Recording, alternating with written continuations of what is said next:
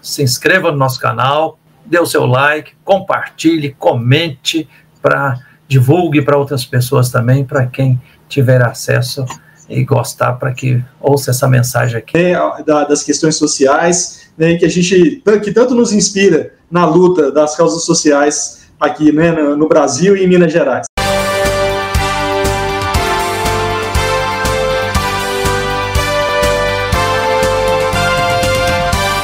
No querido estado do Acre, né? Na linda cidade de Cruzeiro do Sul. Primeiro eu quero manifestar aqui minha gratidão. Fiquei muito feliz quando, alguns dias atrás, você me ligou falando: Frei Gilvander, se possível, eu também quero assinar aquela nota de repúdio à ingerência de mineradoras, de patrocinadores na Universidade Federal de Ouro Preto, né? Então, gratidão por isso, né? Porque essa semana agora está acontecendo uma semana de estudos lá na UFOP, especificamente na Escola de Minas, que é a Faculdade de Engenharia e Geologia, mas que tem uma profunda história, assim, umbilicalmente ligada com a mineração, né? E aí, por parte dos estudantes, professores, dos movimentos sociais, dos atingidos, nós ficamos estarrecidos e profundamente indignados, porque quando os estudantes começaram a se inscrever, começaram a receber e-mails onde tinha lá orientações impondo censura, dizendo que teria uma mesa redonda lá e era para se falar sobre diversidade, inclusão, né, desenvolvimento sustentável na era da tecnologia, mas estava proibido se falar sobre o que se chama de acidentes, rompimentos das barragens, né, não falar dos processos judiciais, nem dos atingidos e tudo. Aí que absurdo, ainda mais numa universidade pública, né? E depois também, muita gente não sabe, mas existe dentro do território da UFOP, da Universidade Federal de Ouro Preto, existe um laboratório da mineradora Vale, que tanta tragédia, tanta violência tem causado aos povos, à classe trabalhadora em Minas Gerais, em outros estados do Brasil e muitos outros países, né? E também tem uma tal de Fundação Gorsex, que recebe financiamento das mineradoras e que patrocina um monte de projetos na UFOP. Então, professor Daniel Galvão, primeiro eu queria te agradecer que você mesmo, agora estando como professor efetivo na querida e importante Universidade Federal do Acre, mesmo lá da Amazônia, você fez questão de se posicionar e de não ficar nem omisso e nem cúmplice. Muito obrigado, viu? Eu que agradeço, Frei Gilvander. A questão da UFOP, né, é até bom eu esclarecer, né, essa relação que eu tenho com a UFOP, que na realidade, embora eu não seja professor da instituição, a minha relação com a universidade ela é umbilical, né? Eu cresci dentro da universidade, né? Quando eu tinha 2 anos de idade, meu pai passou no concurso para professor de Medicina Social da Federal de Ouro Preto, e minha família, que é originalmente de Belo Horizonte, migrou para a cidade de Mariana, né? E meu pai ficou entre a cidade de Mariana e Ouro Preto, né, trabalhando aí na UFOP por mais de 40 anos. E então eu cresci ali dentro, né? Cresci naquelas dependências ali da universidade, né, e sabendo de todas essas questões, né, essas contradições, esses problemas, né, porque a UFOP tem uma importância que é inegável, né, para a comunidade de Mariana, de Ouro Preto, né, para Minas Gerais e até internacionalmente, né. Então a UFOP ela realmente é uma instituição que ela tem um caráter social, uma função social que é extremamente importante para a nossa comunidade, né. Mas, ao mesmo tempo que a UFOP ela tem esse papel de transformação, né, da realidade, né, de transformar as vidas das pessoas que passam por ela, né, e que também, na sua atuação também perante a sociedade, a UFOP tem essas raízes, né, e especialmente com relação à Escola de Minas, muito ligadas, né, profundamente relacionadas com a questão da mineração. Né, isso revela, né, justamente esse caráter bastante contraditório e complexo, né, que envolve a questão da mineração em Mariana e Ouro Preto, né, que são cidades que foram profundamente afetadas pela mineração, né, as suas populações foram afetadas de maneira bastante intensa, né, pelos desastres, mas que ao mesmo tempo também dependem economicamente dessas atividades e então, nesse sentido, a parte da população acaba criando uma relação com as mineradoras até de um certo endeusamento, como se essas mineradoras fossem salvar essas vidas dessas pessoas, né? Como se elas fossem a grande saída, né, para a economia e para a vida dessas pessoas. Então, a gente tem essa relação que é muito complexa, né, envolvendo a questão de Ouro Preto, de Mariana, com a mineração. Ao mesmo tempo em que, principalmente após os desastres, a imagem da Vale, a imagem da Samarco começou a ser um pouco modificada perante a sociedade. Por outro lado, a gente tem essa dependência econômica que faz com que as pessoas realmente, por vezes, não enxerguem as violências que são perpetradas por essas mineradoras, né? E aí a Eufop é um exemplo disso, né?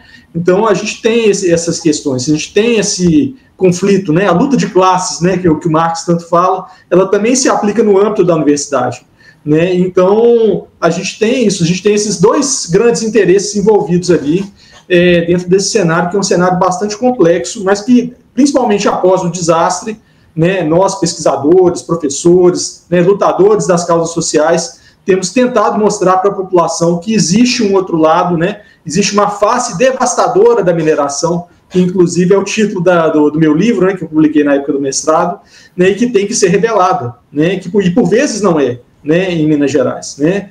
Então, eu acho que é um sintoma disso, sabe, Frei Giovanni? Exatamente, professor Daniel. Aliás, o tema dessa nossa palavra ética aqui, né, a sua pesquisa de mestrado, foi sobre os impactos dos crimes, tragédias das mineradoras na vida dos trabalhadores e trabalhadoras terceirizados. E você também, né, Daniel, fez o doutorado sobre a superexploração do trabalho dos povos indígenas da América Latina, né, tanto seu mestrado quanto o doutorado, feito aqui pela Faculdade de Direito da Universidade Federal de Minas Gerais, UFMG, né, como você disse, seu mestrado já está publicado, né, depois de ser, são 2 livros, e o doutorado está também no prelo para ser publicado. Parabéns por isso, né, e fico muito feliz de saber você sendo Belo Horizontino, mas criado na região de Mariana, Ouro Preto ali, você é um profundo, mais do que conhecedor, você lida, né? Você me dizia no início aqui que mesmo antes de você fazer o mestrado, como advogado, você defendeu atingidos, trabalhadores dos crimes aí perpetrados pelas mineradoras. Então você estudou assuntos, tanto no mestrado quanto no doutorado, imprescindíveis para a sociedade como um todo, né? Antes de você...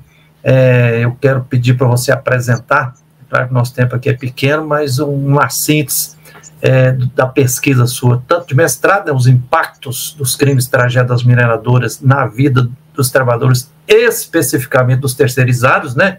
É importante esse recorte que você fez aqui, porque quando a gente vai falar dos crimes das mineradoras, pensa, nossa, isso está devastando o meio ambiente, e às vezes esquece do humano que está sendo devastado também, né? E você foi mais profundo ainda a olhar para uma outra violência maior ainda que se abate sobre os trabalhadores terceirizados, né? E depois você contar um pouco para nós também como é que foi essa pesquisa sua e as descobertas sobre a superexploração que se abate sobre o trabalho dos povos indígenas no Brasil e na América Latina, né? Muita gente pensa que os indígenas são explorados só porque têm os seus territórios expropriados, né, por grileiros, por latifundiários ou pelo agronegócio, mas existe também essa forma específica de reduzir o trabalho deles à superexploração, né? A palavra é com você, se você quiser dizer mais alguma coisa, se apresentando também, até porque que agora você se tornou professor da querida Universidade Federal do Acre, e você trabalhar um pouco conosco aqui, seu assunto de pesquisa, tanto do mestrado do doutorado. Bem-vindo, meu irmão. Pois é, obrigado mais uma vez, Frei Giovanni. Bom, como eu estava falando, né, um pouquinho sobre a minha trajetória, né, então eu me considero um Belo Horizontino marianense, né, até minha esposa brinca com isso comigo, né, ela às vezes me pergunta, afinal de contas, meu amor, você é marianense ou é Belo Horizontino? Eu falo que eu sou os dois, né, porque Eu cresci em Mariana, nasci em Belo Horizonte, cresci em Mariana e depois retornei para Belo Horizonte também para fazer a minha formação, né, como advogado, né, depois mestrado e doutorado também lá na UFMG. Né? Então, isso tudo faz parte, né, faz parte da minha vivência, né, faz parte de quem eu sou, né, das coisas que eu vivi, das coisas que eu vi, né, ao longo da minha vida, né. Então a gente acaba tendo essa relação mais próxima, né, com a questão, e até por isso, né, que isso acabou se tornando meu objeto de pesquisa, né. A questão da Vale é algo, como eu estava dizendo anteriormente, bastante complexo lá dentro da realidade mariana, e é uma realidade que ela foi bastante modificada, especialmente após a privatização da Vale, né, em 1997, no governo Fernando Henrique Cardoso, né. A Vale que eu vi quando eu era criança, né, no período que eu cheguei em Mariana, com meus pais, era uma Vale muito diferente da Vale que existe hoje. Era uma Vale em que ainda existia algum estado de bem-estar social, que essa Vale tinha alguma preocupação, né, com a questão da vida dos trabalhadores, né, com a questão da qualidade de vida, né, dessas pessoas que trabalhavam na empresa, né. Então a gente tinha plano de saúde, né, que era pago pela mineradora, né, você tinha um supermercado, né, que era a Valecop, que era um supermercado que era específico, tinha um desconto, né, maior para os trabalhadores da Vale. Você tinha casas, você tinha uma vila, né, que era construída para os trabalhadores da Vale. É lógico que as diferenças de classe, como a gente está dentro de um modo de produção capitalista, elas também existiam. Mesmo quando essa outra Vale existia, elas também estavam ali, né? Então você tinha, de um lado você tinha uma vila mais simplória, que era a vila habitada pelos trabalhadores da Vale, mas que tinham as suas casas, que eram fornecidas pela empresa, e de outro você tinha uma vila que era bem, né, diferente, né, que era a vila dos engenheiros da Vale. Né? Você tinha também um clube mais simplório, que era dos trabalhadores, e tinha um clube, né, que também era bastante mais rico, né, que era o clube dos engenheiros. Né? Então essas diferenças já existiam, né? Mas ainda assim você conseguia enxergar, e os trabalhadores também da empresa conseguiam ver, né, que existia uma preocupação maior com a questão social. Agora, depois da privatização, o que a gente começou a observar, e minha pesquisa também fala um pouco sobre isso, é que uma coisa que já estava ali na base, né, da questão da extração mineral, ela começa a tomar ares, né, muito mais gravosos, né? A questão da exploração começa a se tornar muito mais intensa após a privatização, até porque há um processo de globalização também envolvido nessa história. Né? O que a gente tem, né, na verdade, a minha pesquisa ela é uma pesquisa que mescla tanto a pesquisa de dados, né, sobre a questão do trabalho, as condições de trabalho, né, e a atuação da Vale em Minas Gerais, como também é uma pesquisa que trata das questões estruturais, né, por detrás também dessa exploração, né. Então, na minha pesquisa, na verdade, eu começo ela, né, falando um pouco mais da pesquisa, eu começo essa pesquisa lá atrás, eu começo essa pesquisa no processo colonizatório brasileiro. Né, e aí eu vou utilizar alguns autores, né, o primeiro que eu vou utilizar na minha pesquisa é o Caio Prado Júnior, que é um historiador paulista, né, e que justamente ele entendia como é que a história não é algo que está só no passado. Né? O Caio Prado Júnior ele entende a história como algo que está no presente. Né? Como é que o presente que a gente vive ele é muito influenciado pelo nosso passado histórico. Então, ele vai investigar como é que a questão do extrativismo está na base da nossa formação social, né? E como é que a nossa sociedade ela é toda voltada em prol dos interesses externos, né? Desde o momento que a nossa sociedade começa a se estabelecer. Então, desde o início, né, a formação brasileira é muito pensada nesse sentido, né, de estar fornecendo matéria-prima, né, para os grandes centros capitalistas, né, então, seja o café, né, seja a cana-de-açúcar, né, e seja também as nossas riquezas minerais também, né, o minério de ferro, né, o ouro, né, e depois agora, mais recentemente, o minério de ferro. Então, a gente vê que tem uma ligação forte, né, entre a questão do nosso passado e a questão do nosso presente. E a questão da exploração do trabalho também vai entrar nisso, né? Aquele passado escravocrata que a gente tem, ele não foi completamente deixado de lado. E quando a gente olha para o setor da mineração, isso também fica muito evidente, né? E é isso também que eu quis trazer na minha dissertação de mestrado. Porque aí, tratando mais especificamente da questão da exploração do trabalho, né? a gente vai observar, né, através do autor que eu utilizei, e até é mineiro, né, que é um economista que se chama Rui Mauro Marini. Ele é natural de Barbacena, né, muita gente não sabe, mas Rui Mauro Marini é natural de Barbacena, nosso conterrâneo. E ele é um dos grandes cientistas sociais brasileiros, né, e que ajudou a formular a chamada teoria marxista da dependência, né, que vai justamente demonstrar como é que essa questão do extrativismo mineral, ela provoca uma desigualdade, né, uma troca desigual, que o Rui Mauro Marini vai chamar. Ou seja, né, o capitalista periférico, ele vai estar sempre em desvantagem com relação aos capitalistas dos grandes centros capitalistas, né, dos grandes centros, das grandes economias do capital. Por quê? Né, quando você exporta matéria-prima e você importa manufaturas, você vai ter um desequilíbrio nessa balança. E aí como é que o capitalista daqui da nossa localidade vai tentar compensar essa perda de valor, né, que é feita nessa transferência, né, nessa transferência comercial, nessa transação comercial?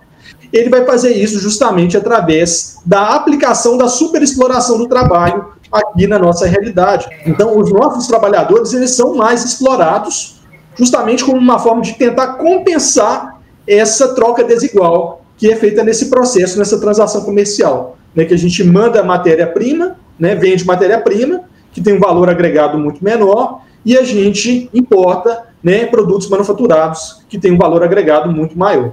Né, e quem sofre, no final das contas, quem paga a conta, né, dessa desigualdade são os nossos trabalhadores, é a nossa classe trabalhadora. Então, o Rui Mauro Marini, ele já falava desses processos. Então, eu na minha dissertação, eu fui investigar esses processos para entender como é que isso vai se impactar na nossa realidade. E aí, fui investigar mais a fundo, então, a questão dos trabalhadores terceirizados da mineração. E por quê, né, como o Frei Giovanni já até colocou aqui, né, que na conversa que a gente teve anteriormente, por que eu tinha essa questão, né, por que isso me parecia um problema, né, mesmo antes do desastre, né, de Mariana, que inclusive vai fazer 10 anos esse ano. Eu fui advogado, né, assim que eu me graduei em Belo Horizonte, eu retornei para Mariana e fui advogado de trabalhadores terceirizados da mineração em Mariana. Quando eu cheguei em Mariana para advogar, eu vi que essa era a grande causa, né, que envolvia a cidade, né, era esse volume, essa massa de trabalhadores, né, procurando pelos seus direitos. Então, bastava você abrir a porta do seu escritório que eles vinham. Nem era algo assim que você tinha que procurar por eles mesmos que procuravam pelos escritórios, né, tamanha a injustiça, né, que esses trabalhadores sofriam lá no ambiente de trabalho. Então, eu advoguei durante esse tempo lá em Mariana e vi de perto, né, essa questão, como é que eram precárias as condições de trabalho, né, a questão das horas in itinere, né, que eram as horas de trajeto entre a cidade de Mariana e as minas, né, que não era paga, né, pelas mineradoras, né, isso era transferido, essa responsabilidade era transferida para a terceirizada era uma empresa pequena que não dava conta de pagar, e no final das contas quem usufruía de fato do trabalho, que era a Vale, lavava as mãos. E aí a gente era obrigado a tentar condenar a Vale nesses esquemas de fraude, de terceirização que ela praticava. E também, aos poucos, foi surgindo uma outra questão, que era essa questão da segurança no ambiente de trabalho, que a gente foi verificando que esses trabalhadores, muitas vezes, eles não eram submetidos a treinamentos adequados para quem exatamente está num ambiente extremamente perigoso, como é o da mineração. Naquela época nem se falava na questão de rompimento, né, da possibilidade de rompimento de barragem. Então não havia qualquer treinamento, né, nem hipotético, né, pensando assim numa hipótese, né, de eventualmente acontecer um rompimento, como é que seria a questão da fuga, das rotas de fuga, como é que eles teriam que se comportar diante dessa ocasião. Né? E depois de ter acontecido o desastre de Mariana, veio a Superintendência Regional do Trabalho e Emprego de Minas Gerais fiscalizar o acidente de trabalho. E na fiscalização que eles realizaram, eles conseguiram identificar exatamente isso, que muitos trabalhadores ou não eram submetidos a nenhum treinamento, ou quando eram por tempo extremamente reduzido. Né? Então, muitas vezes eram treinados por 1 hora ao longo de todo o seu contrato de trabalho. Né? Então, isso é bastante significativo, né? Como é que esses trabalhadores eles não estavam preparados para aquele desastre que veio a acontecer. Né? E depois de Mariana, a gente veio a saber que, na realidade, não só eles estavam expostos, né, a essa possibilidade de rompimento a qualquer momento, como nós também, né, nós, mesmo que nós que não trabalhamos em área de mineração, também estamos sujeitos também a rompimento de barragem, né? Hoje em dia a gente vê que a estrada que liga Mariana a Belo Horizonte, ela inclusive teve o seu trajeto modificado pela Vale, justamente porque ela passava numa área de barragem, né? Então, a gente tinha, né, esse terrorismo de barragem, na verdade, ele foi identificado, né, após esses eventos, né? Começou a ficar mais evidente, algo que a gente não sabia, né? A gente passava ali sempre ali pela estrada entre Belo Horizonte e Mariana, tranquilamente, sem saber que a qualquer momento podia romper uma barragem e estourar no meio das nossas cabeças, né? Então, a gente vê, então, esse descuidado, né? Essa falta de cuidado, essa falta de preocupação com a questão da segurança no meio ambiente de trabalho, que eu identifiquei lá na minha pesquisa, e que no caso do terceirizado fica ainda pior, né? Porque no caso da terceirização, só para explicar, né, mais ou menos o que é esse processo de terceirização, né? A terceirização é quando uma empresa maior, que é a empresa tomadora do serviço, que é quem de fato usufrui do serviço do trabalhador, ela contrata uma empresa menor, e essa empresa menor é que vai criar o vínculo trabalhista com o trabalhador. Então esse trabalhador, ele presta serviço lá dentro da Vale, dentro da área de mineração da Vale, da Samarco, mas quem remunera esse trabalhador, e quem teoricamente teria as responsabilidades trabalhistas por ele, seria essa empresa menor. Então, na verdade, o que acontece com esse esquema de terceirização? E que depois, infelizmente, o nosso Supremo Tribunal Federal até veio a legitimar com a reforma trabalhista de 2017. Ele é um esquema que ele é extremamente perverso, porque ele faz com que as grandes empresas, que são as detentoras do capital, elas transfiram a responsabilidade para empresas menores que não têm condições de arcar com essas responsabilidades, né? E elas se valendo de toda a exploração do trabalho, né? A Vale que usufrui, né, de todo o trabalho que é realizado, mas ela transfere a responsabilidade para uma empresa menor. E aí, né, até aquele momento, né, no momento que eu estava lá em Mariana, a gente ainda conseguia condenar a Vale ainda nesses esquemas. Esses esquemas eram considerados como fraude, porque era no momento anterior à reforma trabalhista. Depois da reforma trabalhista de 2017, né, a questão foi parar lá no Supremo, né, que infelizmente, apesar da gente, né, entender que o Supremo ele tem uma importância política que é inegável, né, na nossa realidade, inclusive com relação a todas essas últimas questões que a gente viveu aqui no Brasil, ele foi muito firme, né, no combate ao fascismo aqui no Brasil, mas com relação à matéria trabalhista ele deixa muito a desejar, né, e a gente vê que os interesses econômicos eles atuam fortemente no âmbito do Supremo Tribunal Federal e, inclusive, nesse sentido de legitimar, né, verdadeiras fraudes trabalhistas com a terceirização. Então, após a reforma trabalhista, a terceirização pelo Supremo Tribunal Federal tem sido considerada como legítima, embora a Justiça do Trabalho considere a terceirização como fraude. Ainda considere, mesmo após a reforma. Então, a gente vê essa briga, né, que, na verdade, é a briga dos interesses econômicos, é a briga do capital que está por detrás de tudo, de todas essas questões, né? Exatamente, professor Daniel, você está nos dando aqui uma aula magna, uma verdadeira aula de história do Brasil, né, de análise sociológica sobre o que acontece. Você está me fazendo lembrar de várias coisas aqui, né? Primeiro, eu já estou no Estatuto do Idoso e recordo que durante a minha infância, adolescência, juventude, até os meus 30 anos, eu nunca tinha ouvido falar desse tal de trabalhadores terceirizados. Então, antes a gente tinha os funcionários públicos, que eram concursados, né, recebia mais, e tinha os trabalhadores da iniciativa privada. Cada empresa tinha que contratar diretamente seus empresários.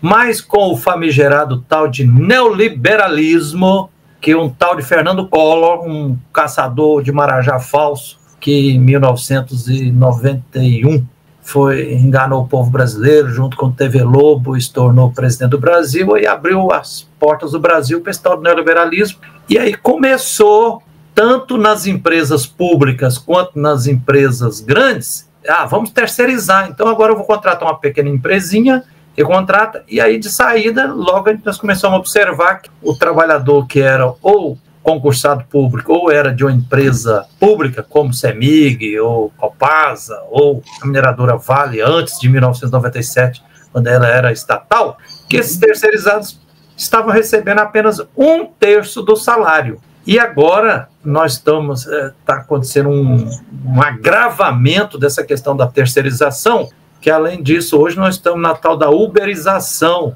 Muita gente hoje, não, eu sou agora pequeno empreendedor e tudo, eu tomo conta do meu negócio, eu ganho por hora e tudo, e não tem mais direito a nenhum dos direitos trabalhistas que foi conquistado com muita luta, com muito suor e até com sangue, né? Direito a férias, 13º, né? Seguro, etc, etc, né? Então, professor Daniel, parabéns por você ter feito essa pesquisa, tanto do mestrado quanto do doutorado, que são imprescindíveis para a sociedade brasileira.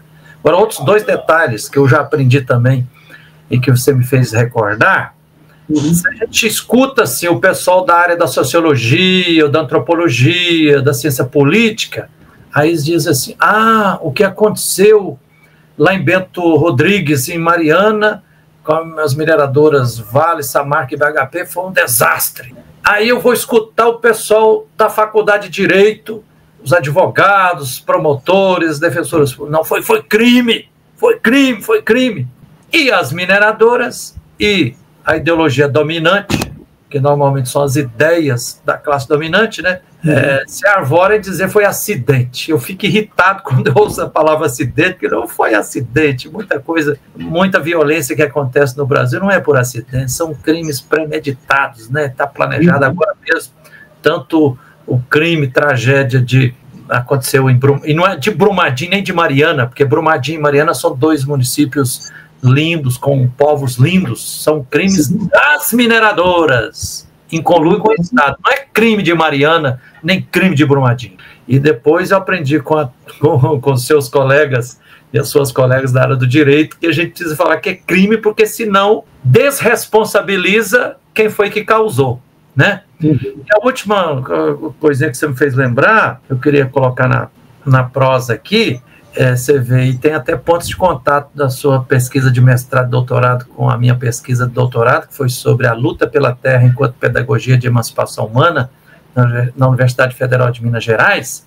E aí eu descobri aquilo que eu já sentia desde a infância, que o aprisionamento da terra, o cativeiro da terra, está no livro lá do grande sociólogo, né, José de Souza Martins, o cativeiro da terra, o aprisionamento da terra, a concentração fundiária em poucas mãos ou em poucas garras, seja de latifundiários, de empresários do agronegócio, isso se transforma numa base que sustenta essa superexploração do trabalho, da dignidade humana que vai acontecendo, né? E agora, você falando aí, fazendo a crítica, recordando os grandes historiadores, né, como Caio Prado, dói no coração de perceber que no Brasil já são 525 anos na prática de colonização.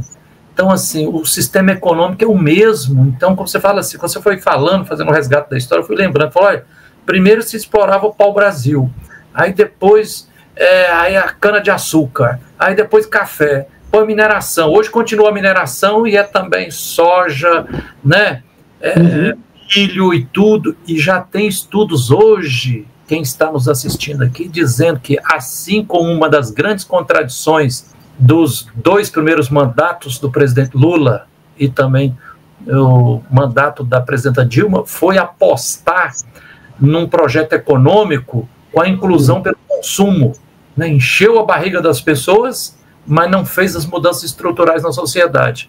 Um projeto que só teve, quando chegou em 13 anos, ele exauriu-se. E aí nós fomos empurrados para a extrema-direita. E agora, a sua análise, professor Daniel, está me lembrando que tem gente já dizendo que o modelo econômico do capitalismo no campo, através do agronegócio, do hidronegócio, a minério negócio também, que isso também está com os dias contados, porque a devastação ambiental, social que está causando com as mudanças climáticas, a emergência climática, eventos extremos, já tem gente dizendo, daqui a 10 anos não vai ser possível mais produzir soja no Brasil e nessas monoculturas aí, porque o processo de desertificação vai acontecendo cada mais. Eu queria registrar isso e te devolver a palavra para você continuar colocando essa maravilha de pesquisa do mestrado que você fez, e depois quero te ouvir também, você falar sobre a pesquisa do doutorado. Professor Daniel. Pois é, Frei Giovanni, né? Eu acho que essa é uma grande questão, né? Esse problema, né, que a gente está inserido nele, que na verdade é uma crise civilizatória, né? Que o sociólogo brasileiro, né, franco-brasileiro Michel Louvi, que é um ecossocialista, né? E o Michel Louvi, ele vai trazer esse termo, né, de crise de civilização que a gente está vivendo, porque para ele, na verdade, é uma crise que ela é múltipla, né? E ela é principalmente uma crise da forma de sociedade que a gente está inserido nela, né? Uma sociedade que é baseada no fetichismo da mercadoria, né, que é baseada no consumo, né, no consumo desregrado, né? Então, por detrás de todos esses processos, né, a gente tem que pensar, né, que é a forma social que a gente está inserido nela que tem que ser modificada. Que enquanto a gente não tiver, de fato, uma modificação social radical, né, a gente vai continuar assistindo a desastres como esses que ocorreram em Mariana, que ocorreram em Brumadinho, e também a desastres, né, climáticos que a gente também tem começado a vivenciar cada vez mais, né, em Minas Gerais e no Brasil e no mundo, né? Então, o que a gente vai pensar, né, e o que é a minha ideia propositiva lá na dissertação, e acaba também sendo o fundo também da minha tese de doutorado, é que a gente tem que pensar de que forma, né, no meu caso específico, meu objeto é o direito, né, de que forma que o direito do trabalho pode atuar para tentar modificar, ainda que minimamente, essa questão. Né? Primeira coisa, né, como eu estou dizendo, o problema é estrutural. Então, não é um problema jurídico somente, né? Ele é um problema também jurídico, mas ele é muito mais do que jurídico, né? Então, no final das contas, se a gente não pensar em algo que mire essa transformação mais radical, a gente provavelmente vai falhar, né?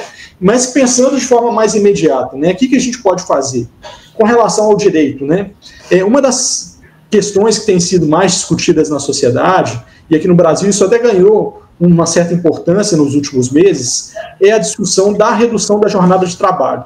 Né? O Marx ele já colocava isso lá no Capital, né? Tem um capítulo específico lá, que é das lutas pela redução da jornada de trabalho, e né, o Michel Louvi também fala disso, e agora a gente tem começado a repensar também a importância disso, né? Mas não é a mera redução da jornada de trabalho por si, né? É a redução da jornada de trabalho sem a redução de salário, e uma redução da jornada de trabalho que vai possibilitar que as pessoas dediquem as suas vidas para outras questões, além, né, da mera exploração, né, que elas não dediquem o seu tempo meramente à produção, né, que dediquem o seu tempo a viver, né, que dediquem o seu tempo à cultura, que dediquem o seu tempo ao lazer, que dediquem o seu tempo à religião, que dediquem o seu tempo às coisas que vão, de fato, tornar... Para ser uma liderança social, né, para fazer aquilo que gosta, para ser militante, né, tanta coisa, sim, né? Pois é, então, né, a grande luta que a gente pensa nela hoje em dia é essa necessidade da gente pensar numa sociedade em que o trabalho ele exista, né, e o trabalho ele vai sempre existir, ele vai ser sempre importante dentro da nossa sociedade. Então a gente não está pensando aqui numa sociedade em que o trabalho ele acabe, até porque eu acho que isso é impossível, mas que o trabalho ele seja reduzido, né, e que ele seja reduzido de uma forma que as pessoas possam dedicar suas vidas ao seu aprimoramento, ao aprimoramento social, e que isso possa, de fato, transformar a nossa sociedade no futuro. Né? Então, essa é a proposta que eu faço, né, baseado no Marx, baseado no Michel Louvi, né, e outros autores, né, que eu faço tanto na dissertação como também na tese de doutorado. Porque acaba que, né, fazendo esse diálogo entre a tese e a dissertação, o outro objeto que eu analiso, que é a superexploração do trabalho dos indígenas, também, a saída para esse processo também, né, de superexploração dos indígenas, também vai passar por isso, né? A gente tem que pensar também, né, em formas que as pessoas, como um todo, né, indígenas e não indígenas, possam ajudar a transformar essa sociedade. E os indígenas, na verdade, eles têm muito a acrescentar nesse processo de luta, né, porque eles são povos que, na sua essência, né, já têm essa questão do trabalho não ser tão central na sua sociedade, né, desde a sua raiz. Né? Então, são povos em que eles pensam o trabalho de uma forma diferente da sociedade capitalista. Né? Então, a gente tem muito a aprender com eles. Né? E, quando a gente olha para a América Latina, em países em que a presença indígena é mais evidente, né, do que aqui no Brasil, né? No Brasil também, é claro que os indígenas estão muito presentes, né?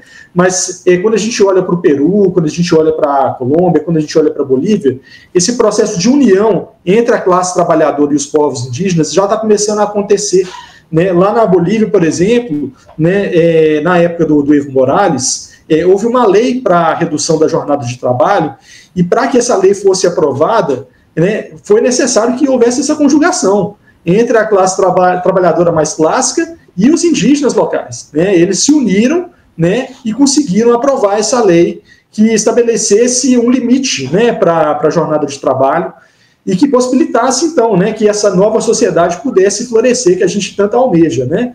Então, eu acho que a gente tem que pensar nos indígenas como grandes aliados, né, da classe trabalhadora. Né? Eu acho que, às vezes, o movimento trabalhista clássico, ele peca, né, justamente porque ele enxerga os outros movimentos sociais como inimigos, por vezes, né? Não enxerga a importância, né, que a união de tanto o movimento trabalhista quanto o movimento indígena, né, pode gerar, né, a potência, né, que essa união pode trazer no sentido de transformação social. Né? Então, na minha tese de doutorado, eu vou muito nesse caminho. Né? Eu analiso o processo de superexploração, mas eu encaminho também muita questão para a gente pensar em como a gente pode pensar em alternativas, né, para que esses povos, né, para que essas classes, para que todos os oprimidos possam se unir e possam, então, ajudar a transformar esse mundo que está caminhando para um rumo que é bastante complicado. Professor Daniel, na sua pesquisa de mestrado, você disse assim, você concluiu e mostrou as várias formas da superexploração do trabalho dos trabalhadores, especificamente dos terceirizados, né, quanto salários baixíssimos, condições de trabalho, não pagar para ir, e etc, etc. No caso da sua pesquisa de doutorado dos indígenas, quais as formas principais que dá para destacar, assim, que é nítida, onde aparece assim essa superexploração do trabalho? Você me fez lembrar aqui, quando eu participei de um fórum social mundial em Belém, estava numa oficina lá escutando uma catadora de açaí, e ela falou, a realidade aqui é mais ou menos, nós catamos açaí aqui, a gente sobe no coco e tudo, mas o balaio aqui é vendido por R$3, depois compra por 30, vende por 90, aí chega por 200, quando chega lá em Belo Horizonte, no shopping, já vale R$600. Como é que você identificou essa superexploração do trabalho dos indígenas? Como é que ela acontece, efetivamente? Pois é, Frei Giovanni, né, com relação à tese de doutorado, né, foi uma questão também que surgiu a partir também da minha vivência aqui no Acre, né? Eu tenho relativamente pouco tempo que estou aqui, tem cerca de 3 anos que eu sou professor aqui, passei no concurso, mas foi um tempo de vivências muito intensas, né? Aqui a gente está numa cidade que se chama Cruzeiro do Sul, né, que é uma cidade que está rodeada por comunidades indígenas, né? A gente tem aqui mais de 40 povos aqui no Acre. E você então, é professor aí na Universidade Federal do Acre, aí, né? Isso, sou professor do campus aqui da UFAC, né, aqui em Cruzeiro do Sul. Inclusive, o nosso campus, ele se chama Campus Floresta, né, porque a gente está no coração da floresta amazônica. Então, nós estamos aqui rodeados por diversos povos, né, os Axaninca, né, e uma grande liderança dos Axaninca é o Benque Axaninca, né, inclusive Milton Nascimento chegou a estar aqui na década de 90 e até fez um disco baseado aqui nas vivências que ele teve aqui na região, né, se chama Chai, né, e o Benque participou também desse processo. Nós temos os Puyanaua também, que estão próximos aqui também, né, então os Uniquim, né, então nós temos uma presença bastante marcante, né, bastante expressiva dos povos indígenas aqui no Acre, e com essa proximidade que eu tive deles, eu comecei a entender um pouco mais desse processo histórico, né, de exploração dos povos indígenas aqui da localidade, e fui descobrir, né, como é que se deu esse processo de escravização dos indígenas durante o período do ciclo da borracha, né, que foi um período de verdadeiro massacre, né, as chamadas correrias, que eram processos que os indígenas, eles eram ou mortos ou escravizados, né, como uma forma de tentar, né, tomar posse do território indígena, mas também de se apropriar da força de trabalho também desses povos indígenas. Muitos deles eram mortos nesses processos, mas os que sobreviviam eram escravizados. E esse processo, né, de escravização indígena, de certa forma, ele permanece até hoje. Aqui na América Latina, que eu também parte da minha investigação na tese, era algo bastante presente no Peru, né, e na Bolívia nos primeiros anos da colonização, né, inclusive o Acre, ele até o início do século XX, ele ainda era território que pertencia à Bolívia, né, ele foi anexado ao Brasil em um período relativamente recente, né, então, quando a gente olha para os processos históricos que envolvem o Acre, na verdade, estão mais ligados à Bolívia e ao Peru do que efetivamente o Brasil, né, mas mesmo o Brasil também, a escravização indígena também foi marcante também, especialmente na cana-de-açúcar, né, na extração da cana-de-açúcar. Então, a gente tem, tanto no Brasil quanto nos países da América Latina, um processo histórico muito marcado pela escravização indígena. Isso vai se refletir também no período atual, como eu estava dizendo, né. Especificamente no caso brasileiro, o que eu identifiquei é que a gente tem muito marcada a questão da superexploração do trabalho indígena no agronegócio, né? E especialmente no agronegócio que tem ocorrido no estado do Mato Grosso do Sul. Né? O Mato Grosso do Sul é o principal estado em que há a escravidão, né? A neoescravidão, o trabalho escravo dos povos indígenas brasileiros na atualidade. Né? E é justamente um estado, então, que o agronegócio tem uma presença muito forte. Né? Então, quando a gente fala desse ciclo, né, de reprimarização da nossa economia, né, é um ciclo que envolve tanto a mineração, né, que a mineração voltou a ter centralidade na nossa economia, e aí, né, o senhor até falou da questão do governo Lula, né, infelizmente, aquela onda que a gente teve dos governos de esquerda nos anos 2000, tanto no Brasil quanto também nos países ao redor da América Latina, ela foi muito marcada por esse processo, né, de boom das commodities, né, de reprimarização da economia, e isso envolve, né, tanto a mineração quanto também o agro, né, a retomada do agro como um elemento central da nossa economia. E, né, infelizmente, o agro não é pop, como a Globo quer colocar lá na propaganda da Globo. Né? Quando a gente começa a investigar o agronegócio de perto, a gente vai ver que tem uma face dele também que não é nada bonita. Então, e uma dessas faces é justamente essa exploração dos povos indígenas. Né? Lá no Mato Grosso do Sul, isso ainda é bastante evidente, bastante marcado. Né? Então, a gente tem lá os povos Guarani e Kaiowá, né, que foram escravizados recentemente, tem várias denúncias, né, do Ministério do Trabalho e Emprego, de fiscalizações que foram realizadas, que identificaram esses povos indígenas em condições deploráveis de trabalho. Né, então, é mais ou menos dentro dessa linha que eu sigo na minha tese de doutorado. Professor Daniel, parabéns, parabéns. Nossa, quanto mais te ouço, mais eu fico feliz. Falei, que beleza essa pesquisa, tanto de mestrado quanto de doutorado que você fez. Né? Você já disse rapidamente, mas eu retomo a pergunta. Tanto a pesquisa de mestrado quanto a de doutorado já estão publicadas. Quem que está nos assistindo aqui, que eu imagino que já deve estar querendo ter um caminho para poder ler, está disponibilizada na internet? Publicação e é possível na internet? Como é que está? A gente fez pesquisa numa universidade pública, né? A gente não pode esquecer, né, da importância que a universidade pública tem. E sendo uma universidade pública, a gente tem que também dar esse retorno para a sociedade, né, que é justamente possibilitar o acesso às nossas pesquisas. Então, ambas as pesquisas, elas estão disponíveis para acesso da comunidade. Né, a dissertação, o título dela é A Face Devastadora da Mineração.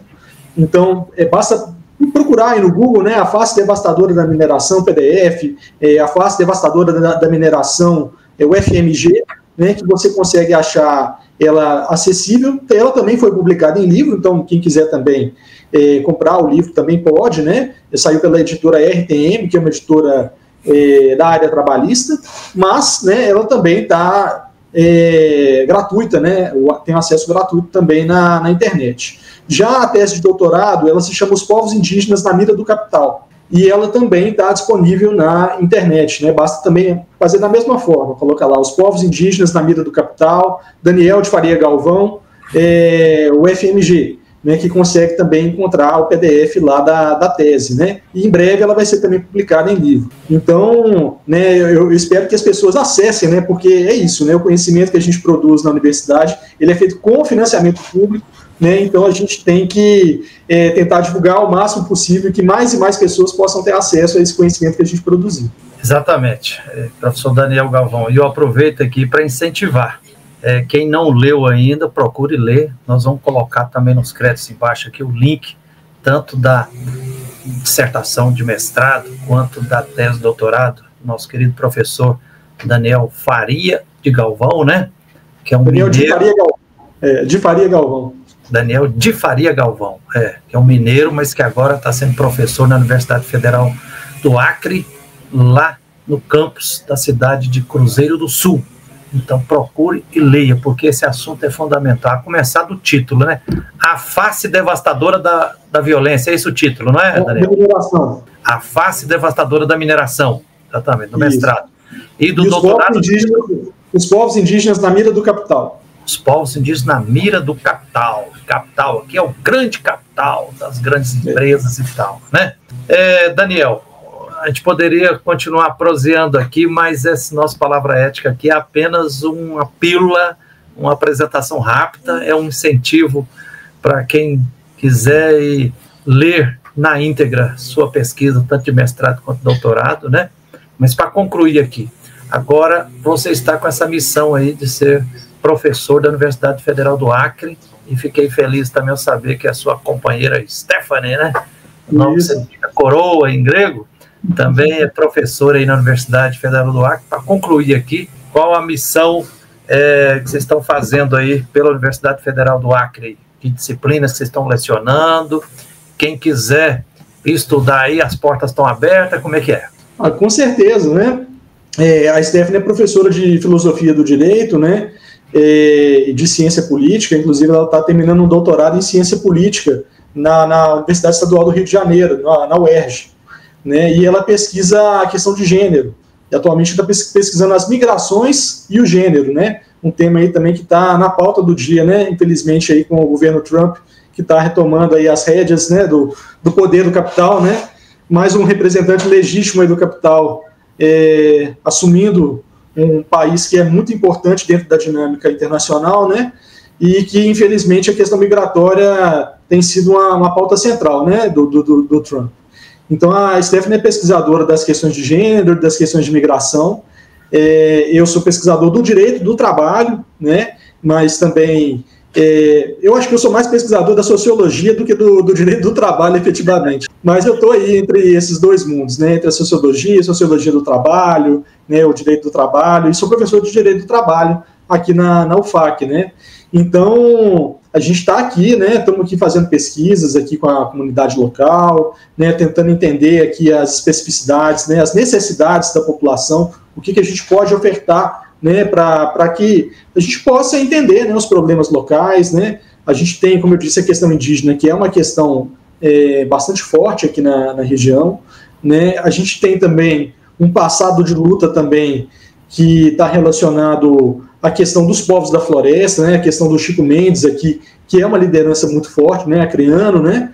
E que traz para a gente também uma possibilidade de futuro, né? Um repensar aí dos sindicatos, né? Um repensar do movimento social, né? O Chico Mendes ele foi uma figura muito emblemática nesse sentido, né? De demonstrar como é que o sindicato pode ir além, né? Ele pode ser um sindicato preocupado com as questões dos seringueiros, dos povos da floresta, né? Dos povos indígenas, né? Muito além só daquele espaço ali da fábrica, né? Como tradicionalmente o sindicato estava voltado, né? Então, a gente olha para isso aqui tanto numa perspectiva de passado, de presente e também de futuro, né? Porque eu acho que tanto o Chico Mendes quanto os povos indígenas têm muito a ensinar para nós em termos de desenvolvimento social.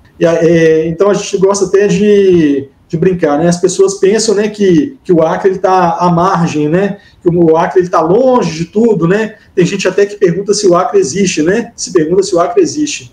Mas na realidade, quando a gente chega próximo aqui desses povos locais, a gente vê que o centro do mundo está aqui, né? Porque se as pessoas se atentarem, né, para o conhecimento, o grau de desenvolvimento de conhecimento que existe aqui nessas comunidades, né, com esses povos indígenas que estão aqui na região, né, com o Chico Mendes, com os seringueiros, com os povos da floresta, a gente pode aprender muito, né, no sentido de transformar esse mundo tão degradado que a gente está inserido nele, né? Então eu acho que essa é a nossa principal missão aqui, né, é aprender, né, com esses povos o que eles têm para ensinar, né, e quem sabe, ainda que minimamente a gente fraturar um pouco essa sociedade tão doente que a gente está vivendo nela. Que beleza, professor Daniel de Faria Galvão. Gratidão, gratidão por essa prosa aqui tão boa e inspiradora.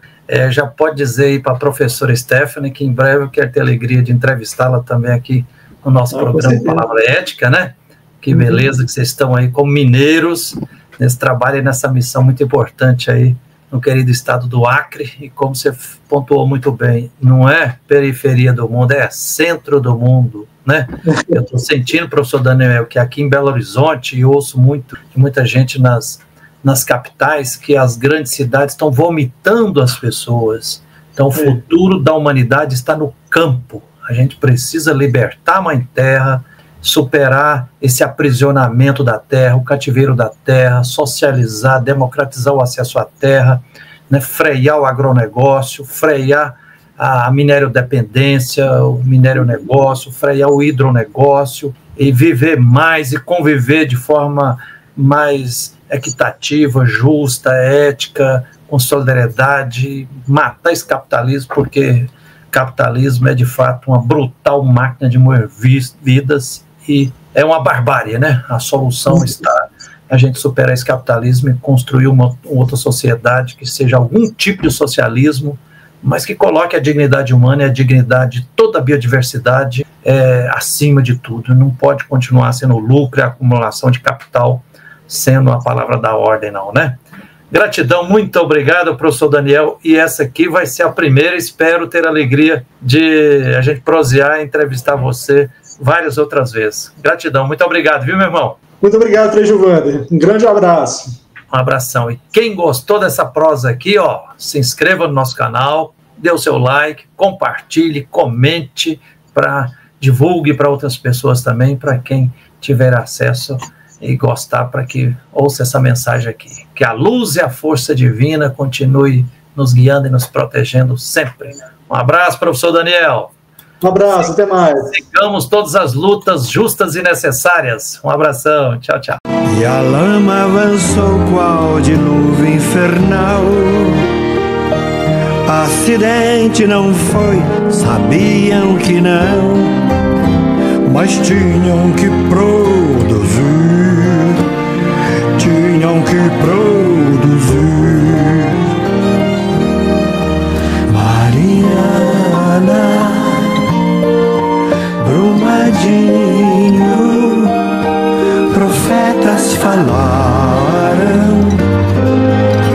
mas os grandes não ligaram. Profetas falaram,